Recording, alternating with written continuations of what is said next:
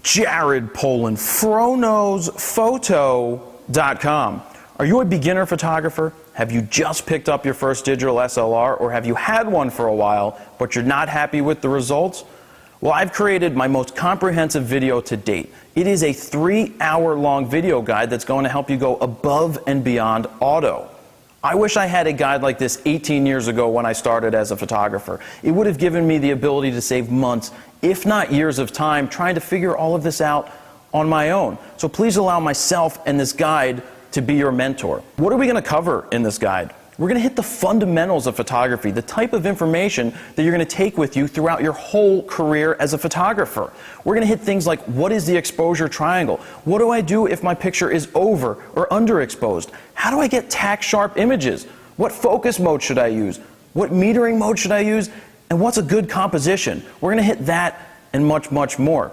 So this guide is going to give you the confidence to unlock the power of your digital SLR. It's the closest you can get to being at one of my boot camps without actually being there. So I'm not just going to sit there and tell you how to do things, I'm actually going to demonstrate it. You get to follow me on 4 photo shoots. You get to be there as my assistant pretty much when I make mistakes, but then I figure out what I did wrong and explain to you what I did and show you how I made the corrections. So if you would like to pick up this guide today, you can download it below. It's a digital download.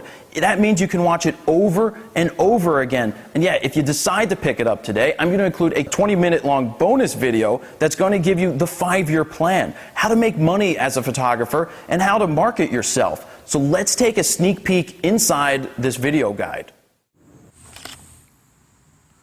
So you just heard me talk about f-stops. You heard me talk about how depth of field works, and now the best way to show you how that really works is to do this right here with this frog who I've become well acquainted to. But what does it actually look like when you get a picture at 1.8 versus a picture at 22? What's going on here? Well, what's going on is that your depth of field is changing.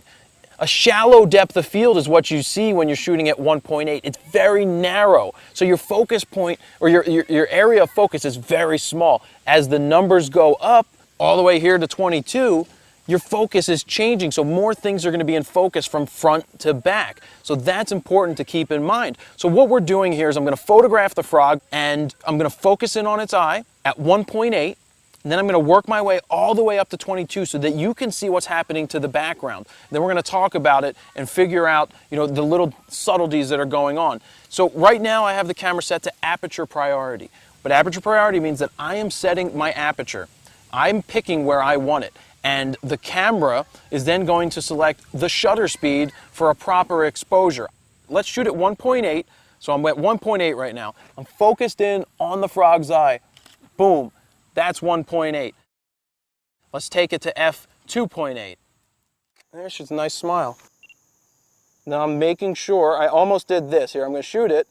There I cut her finger off and I saw it. So that's why I didn't shoot it initially. But now I'm recomposing. Boom. I'm making sure that I have her finger in there. And I do. So that is really sharp. You can see in the pictures that the background is nice and blown out. When we talk about blown out, it's compressed. So that's the point of using a piece of glass like this.